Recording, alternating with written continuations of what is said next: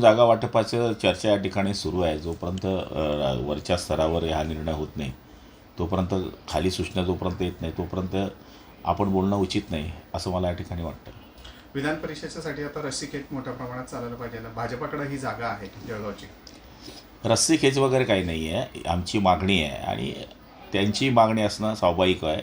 आणि वरच्या नेत्यांमध्ये काही जागाच्या अदलबदल होणार आहे. त्याच्यामध्ये जर झाली तर जळगाव ही जागा आम्हाला सोडावी, कारण की मागच्या काळामध्ये 2 टर्म आम्ही शिवसेना म्हणून या जागेवर लढलो होतो आणि जिंकलोही होतो. नंतर ही जागा BJPला जरी आली तरी BJPबरोबर खांद्याला खांदा लावून आम्ही त्यावेळेसही मदत केलेली आहे.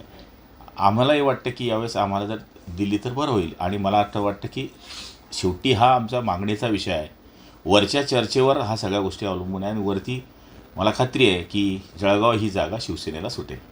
एकीकडे श्रीकांत शिंदे यांनी शिवसेनेकडे असल्याची जागाचा दावा केलेला आहे, तर दुसरीकडे जळगावची जागा ही जी आहे ही आपल्याकडे असल्याची मागणी केलेली आहे नाशिकच्या जागेच्या तुलनेत. नाशिकला भाजपा द्यायचं आणि जळगावला शिवसेना द्यायचं असं बोललं जात आहे. खरं आहे असं? मला काही माहीत नाही, कारण की शेवटी हा वरचा निर्णय आहे.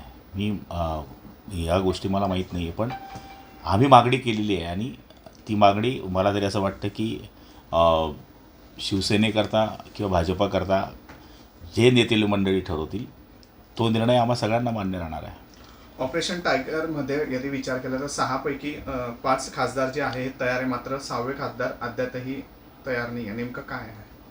ते शिंदे साहेब आहे, आता ते काय करतील आपल्याला काही सांगता येत नाही, कारण की ते त्यांच्या बाबतीमध्ये विचार करणे फार लांब लांबच्या गोष्टी आहे. कारण की ते जे ठरवतात ते करून दाखवतात, हे गुवाहाटीवरून आपल्या लक्षात आलं असेल.